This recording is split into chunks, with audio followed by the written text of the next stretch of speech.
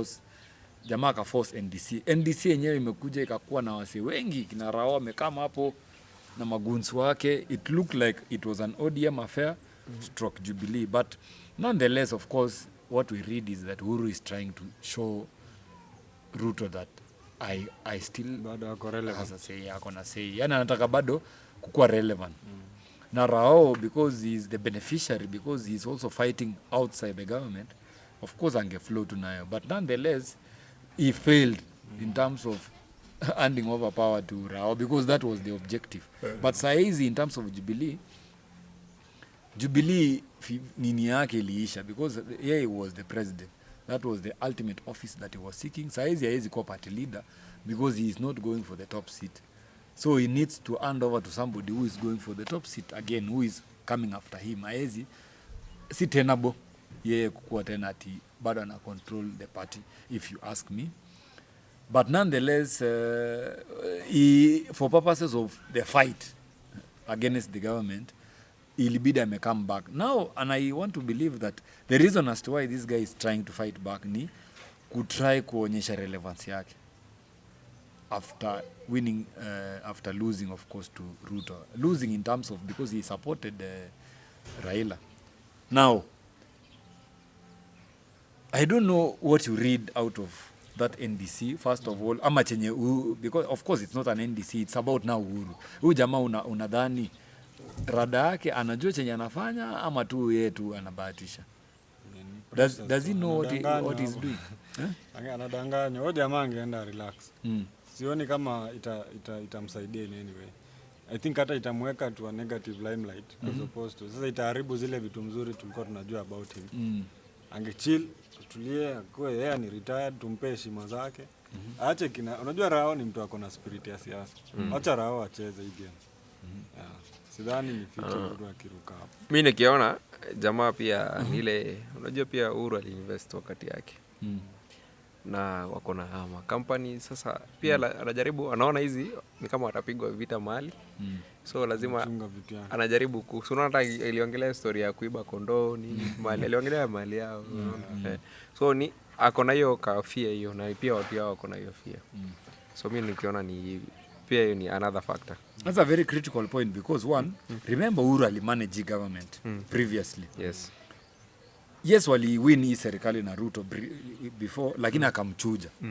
Na venye alimchuja technically, unajua ile kuchuja, of course people will argue that Uhuru Kenyatta was with Ruto. Na Rao alikuwa outsider. But we are not kids. We know what happened. What happened is this guy alitoa Ruto kwenye government.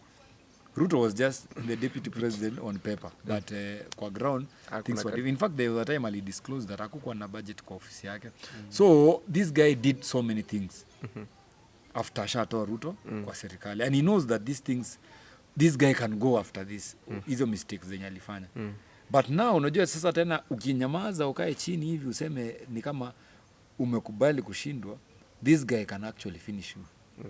So yeye kukuja kutoka hapo na kujaribu kutisha hivi, is trying to tell this guy, hey, ni aje in as much as hata kama umeshanishinda usikam sana. Because at the end of the day surely ulisha hand over power. You know this guy is the commander in chief. There is nothing you can do to the commander in chief with or without your money. The only thing anafanya tu saizi ni kutumia wase, and Uhuru knows that very well. Hawa wase wote wenye kwa serikali wenye wako the opposition, si ati hawajui hiyo fact. Rao, yes, in as much as he's a political giant in the country, there is nothing he can do to the president directly.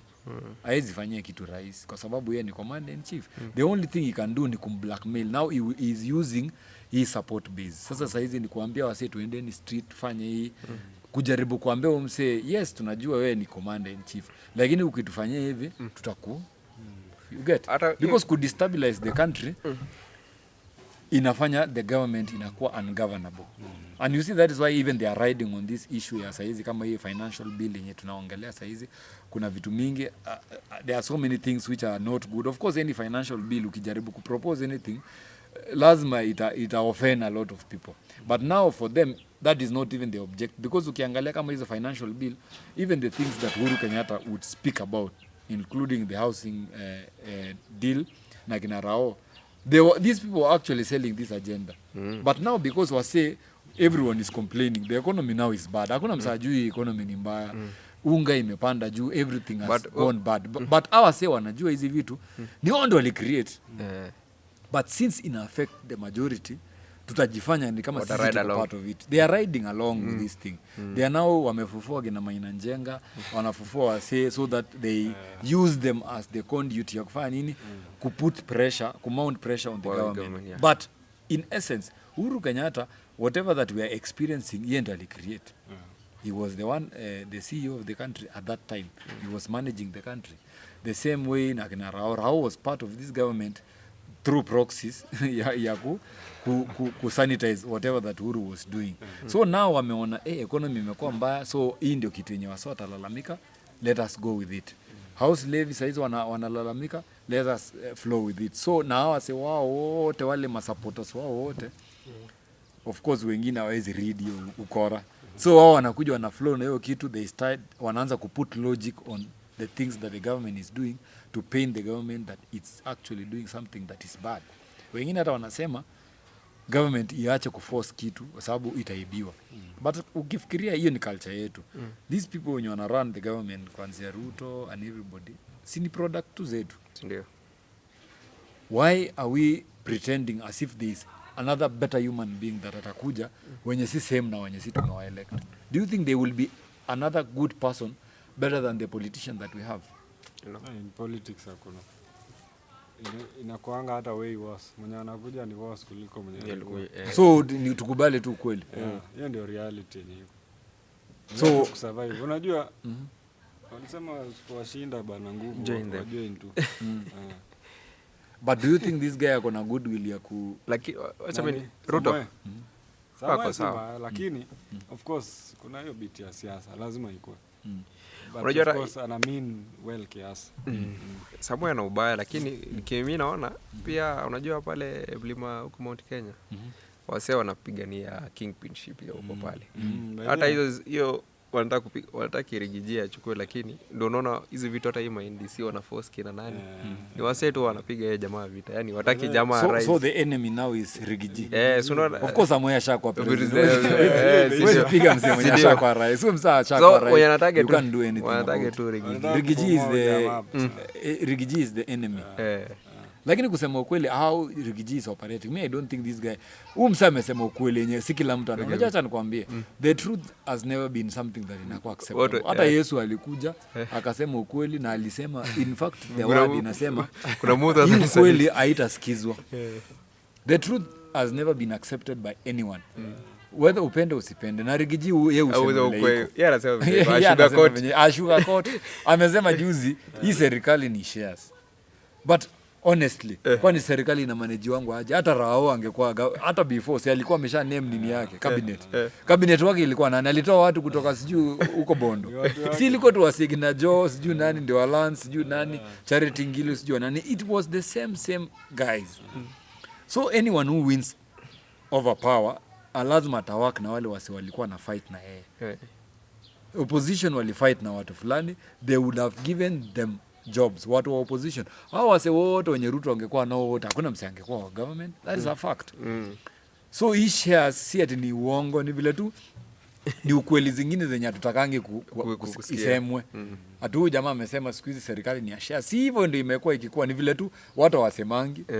Serikali hata saa hizi hii Rift Valley yote hii ya Samoa watu wakipigia jamaa so wanampigia juu wanajua kuna watu wetu watabenefit. The same way watu wa Nyanza wanapigia Rao juu wanajua msa akikuwa president tutabenefit. The same way na watu wa Kamba sijui Kalonzo akishinda najua jamaa akikuwa president hatuwezi kosa Wakamba wengi wenye watakuwa kwa government. So it is a fact that sisi wenyewe tunajaribu kujifanya we are so good, which is a lie. It is something that is truthful. Huyu jamaa anasema ukweli. Na akasema history ya economy. Inherit economy that it's very dilapidated. Economy, those are statistics zenye ziko available. It's not something that yenye una fight. Ni kitu yenye unaweza taka, kama unataka kupata hizo facts, you just go, unapata hizo figures, unasema ndio hii economy yetu, these are the debts that we have. Hizi ndio pesa tuna collect kama revenue. Hizi ndio madeni tunalipa every now and then. These are available for development. This, if we need to do ABCD, we need this amount of money. This money is not available. It's either we borrow kama hii housing, mimi nadhani hiyo housing ni strategy ya gava, nikaa inaomba pesa wasee. Si ndio hivyo. Juu sasa inaambia wasee walete hii pesa 3% because whoever that is paying this levy may not be interested in the land, lakini government imejiambia hizi manyumba tutajenga na nini, hii pesa wasee wakilipa tutapata this amount of money tujenge hizi manyumba. But of course they wanted wachukue hii do watengeneze hizi manyumba ndio wasee wakuje wapate job, so ni creation of a job.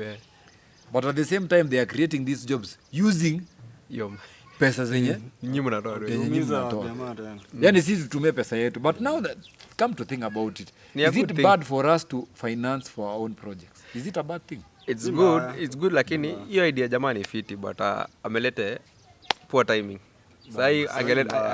Lakini sasa wewe nikuulizaje, in the current society Kenya mali tuko saizi, we are competing against European countries na hizo western world wenye walisha advance, wako na roads, wako na buildings, wako na invention. Watu wanaongelea invention saizi, sisi Africa bado tunaongelea food na hata hizo vitu kidogo kama housing. Unajua kama housing ni kitu kingine, au watu walisha sort out kitambo. Sisi tuna fight saizi na bado tunataka hiyo kitu isifanyike saizi, ndio tuendelee tu kuwa na slums so that another government in 2027 will come and sort it out. Which government tunafikiria there will be a different government that is not this other one. Of course kina Samuel unafikiri watatolewa kwa serikali in 2027? Ngumu. It's very hard. So inamaanisha if at all we are fighting the government to set up this housing, wajenge manyumba, then inamaanisha hii nyumba zitajengwa after 2032 wengi watakuwa mededi.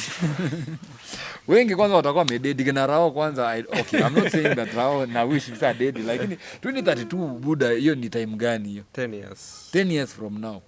So as in ile yenye mimi najaribu kuangalia objectively from where we are, because tushaenda shule, tumeshaona venye world inaelekea, tumeona venye inventions zinaendelea, venye technology inatupeleka where we need to go as a country. Lakini tuna fight a lot, tuna fight against the future. We don't want to move ahead.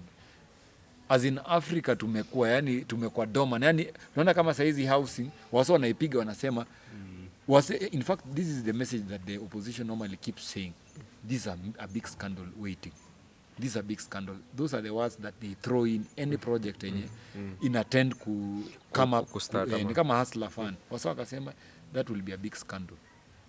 Housing fund, that will be another big scandal. Sasa gava pia jaribu kutafuta idea nyingine, that is another big scandal. Alafu inapigano vita na wasa wana flow na hiyo story kabisa that hii ni scandal. Yani hakuna msemo mwenye ana believe that government yetu for the first time we can do anything that is good for the Republic of Kenya.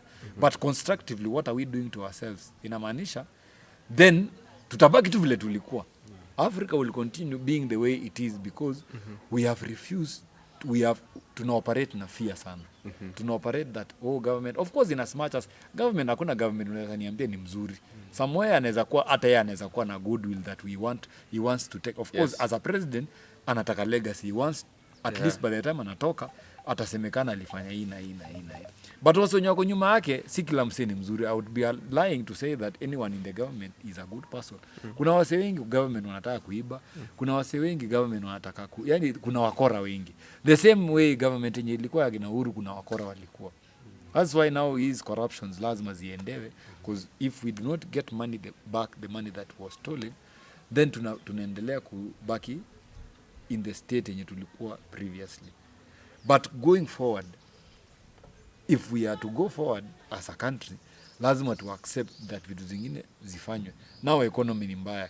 Wasa wanataka vitu zichange, yet hakuna kitu. Wasa wana fight hadi hizi finance tax zenye zinakuwa impose on us. If I was working in government, of course mimi hii housing levy maybe siwezi contribute sana because I'm not sina pay slip ya government that it deduct anything. Mimi ni private practitioner. Ningekuwa wa government singemind wakati 3%. It's very hard to save nowadays. So mse mwenye ana save ya 3%, if at all the government is saying hii pesa utarudishiwa, mbona niogope kama watanirudishia hii pesa? Because maybe mimi sitaki kujengewa nyumba. But wase wenye wanataka hizi manyumba ni wase wangapi? Ni wase wengi sana. Na ni wase wenye wana majob. Kama ni wase wenye wataambiwa ingie kwa hii keja ulipe 10,000. Maybe for the next 40 years. Hata kama utadedi hiyo time, lakini kuna msata take over from you kama ni mtoi wako or something. At least tuko na a sustainable plan yenye inasaidia kuchange our environment. Lakini tukifight everything then inamaanisha kila msa ajitetee. So it's like now everybody, hii Kenya mali tumefika ni kama watu wanataka tu, yani kila msa ajitetee. Hakuna msa anataka watu wa prosper. Yani kila msa wewe hakuna pesa tuna contribute. Juu kama saa hizi unapata msinya yako employed anasema mimi sitaki hiyo nyumba. So mimi siambiwa nilipe. Mimi sitaki hiyo nyumba. Alafu wale mahasla naishi kwa hata ishi kwa. Alafu ule hustler pia kwa sababu kuna wale wenye sasa hawana job completely. Wameshaambiwa na wao politician that hii kitu ni pesa mingi. Unapata kama ile nini ya ile wabunge wala wananchi. Wewe hiyo pesa uchumi already tayari ni ngumu na wewe unataka kutuletea house levy. Na jamaa ana job, unashangaa sasa wewe hii pesa yako gani itakatwa kwa hii house levy surely. Hii kazi inakatwa ndio wasao wajenge nyumba na probably in the process wewe unaweza wahi job kwa hiyo process ya kujenga. Maybe you stand a chance ya kulipia hiyo nyumba kama rent na you own it, maybe in the next 50 years mtoto wako labda atakaa na hiyo nyumba. Lakini wewe hutaki. So inamaanisha wewe unataka kubaki vile iko. Wewe unataka tu chakula. Unaangalia tumbo yako. Wewe bora chakula ni cheap. Hizo nyumba zikae.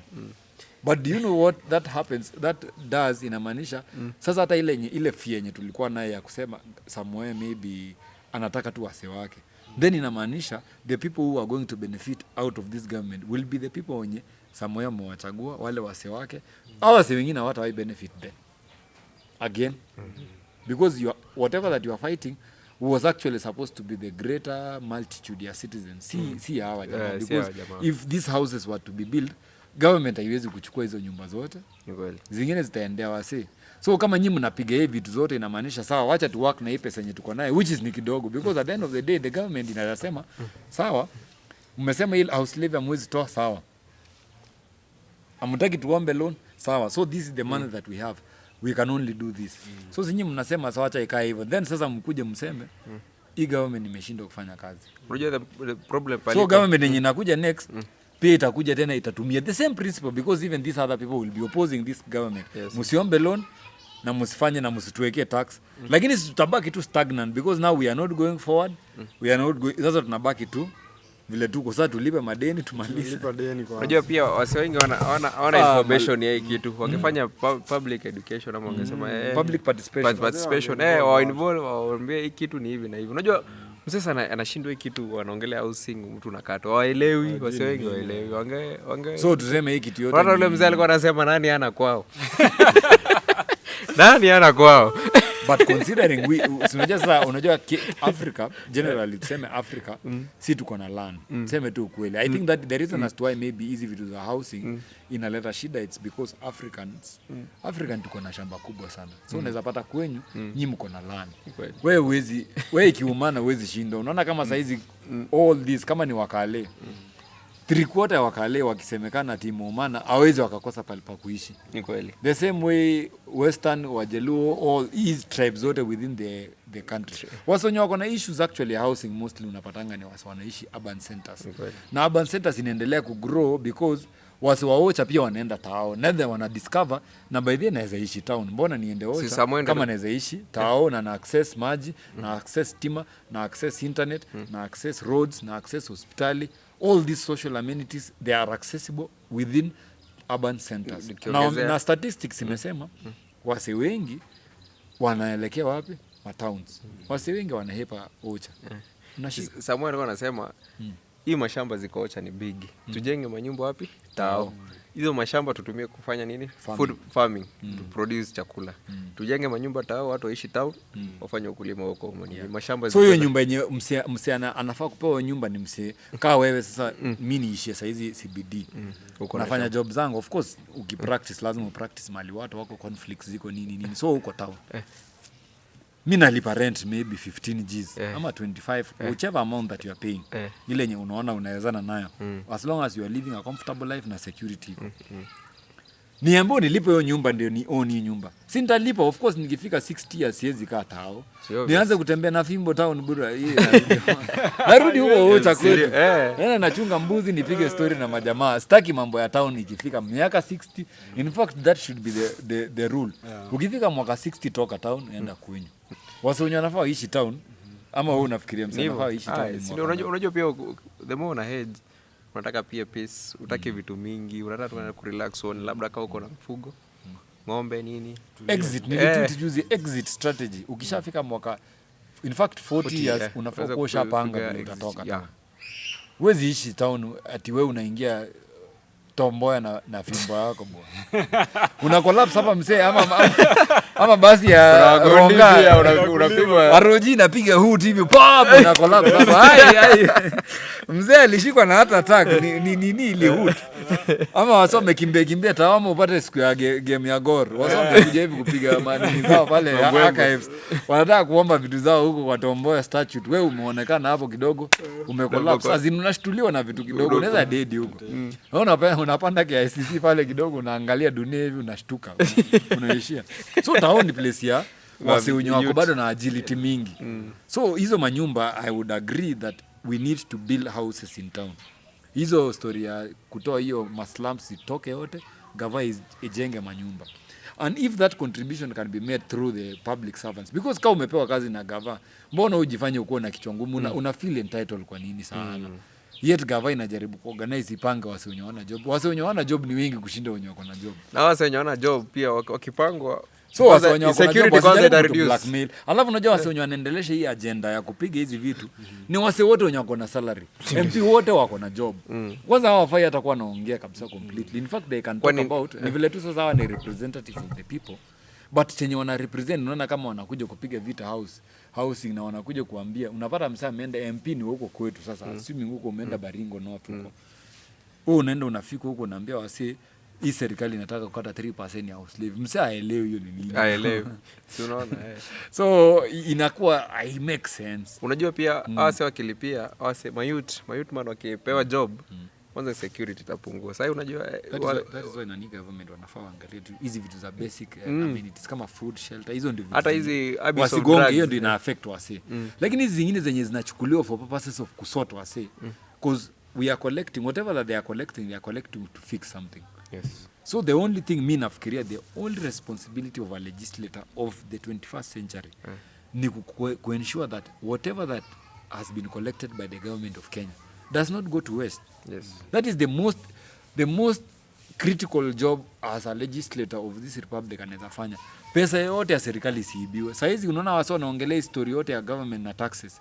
Hakuna mtu anaongelea pesa iliibiwa na government ya Uhuru. Hakuna. Kina Rao sasa hizi wanapiga samoe na wananyamazia hizi scandals zenye zilifanyika hiyo time yote. Hiyo pesa ni za nani ziliibiwa? Si ni zetu.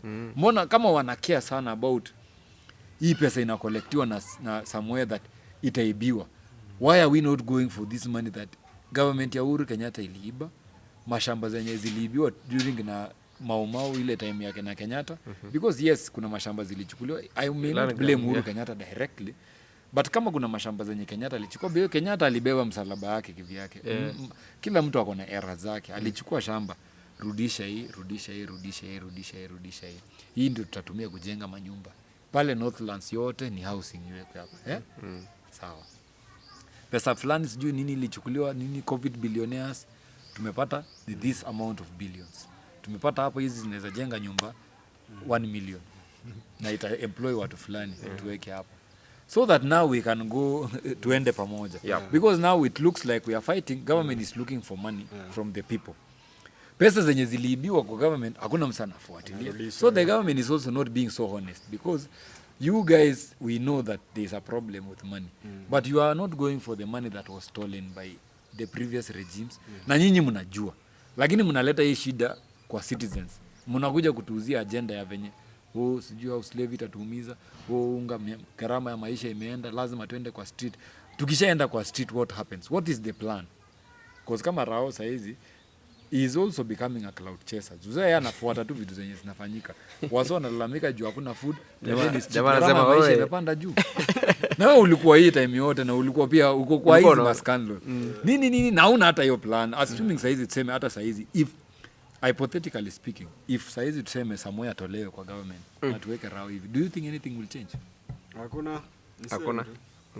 Sio anatetea interest. There's nothing in a change. Hizo vitu zitakuwa to the same. It's not like ati kuna magic itafanyika. So kila mtu anataka kujiona that yeye ako na solution. He has the magic card. Hakuna magic card and nonetheless the 21st century Kenyan knows everything. Si ati watu ni wajinga kama kitambo. Watu wanajua chenye inafanyika.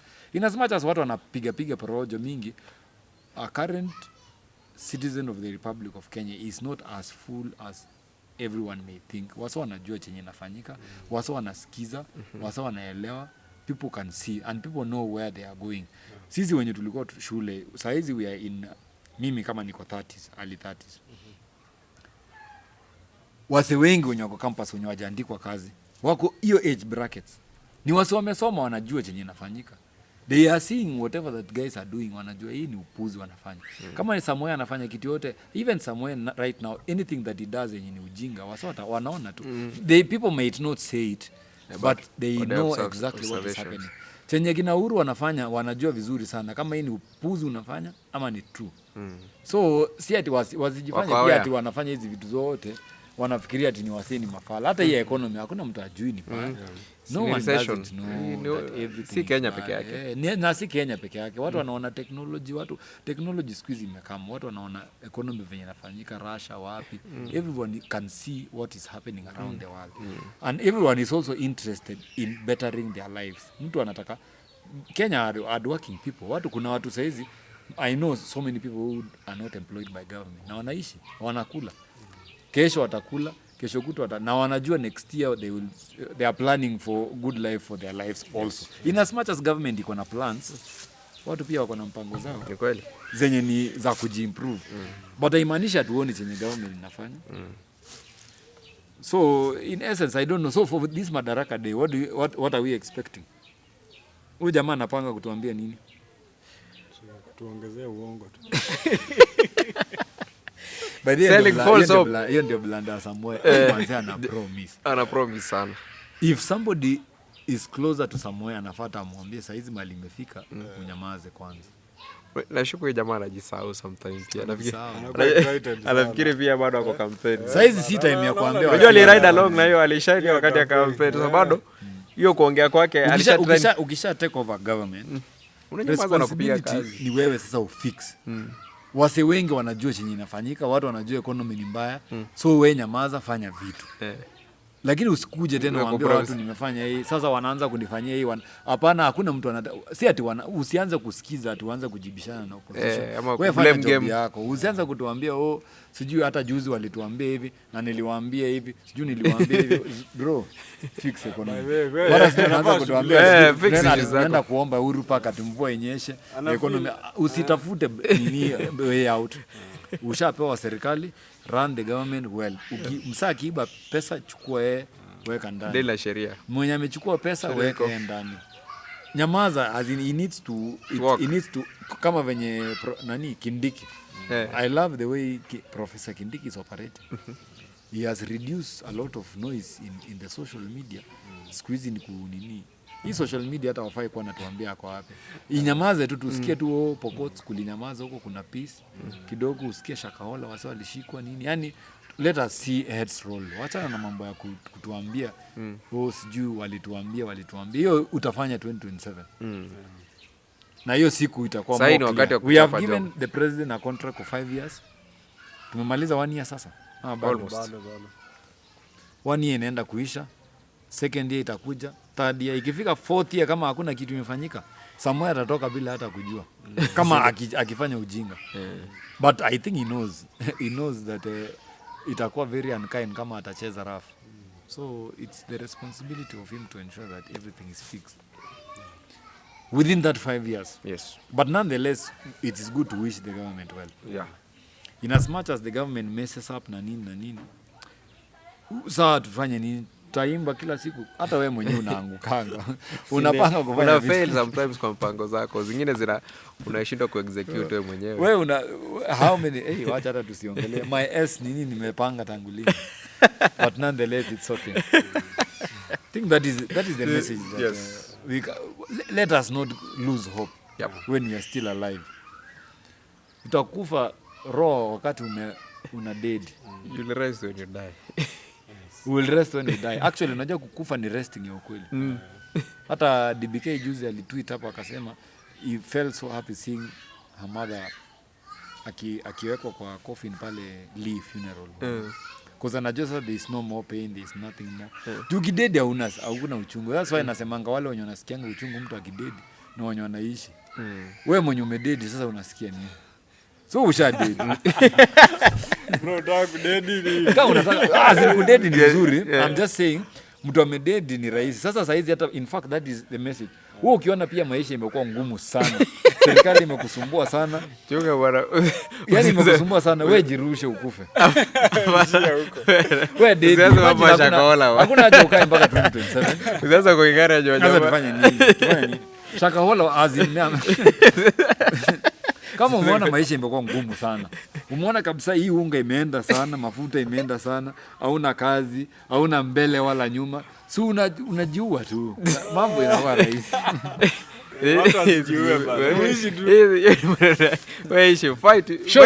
Maisha ni kupigana. We live to fight every day. But nonetheless it's true. Kujiua, that is not your responsibility. Itakaa automatic. Imagine you are created by kujipea maisha to do something before you die. Time yenye umebakisha ni kidogo. Kama umebakisha 1 year, 1 month, of course kila mtu akona time yake kidogo. Kuna mse hata ona 2027. Kuna mse hata ona 2027, kuna mse hata ona next year. Kuna mse hata ona next month, kuna mwenye hata ona next week. Ndio economy. Economy itakuwa unaweza kuwa hata uko fiti lakini bado utadedi. Ama economy ikuwe fiti na bado utakuwa. Live the moment too.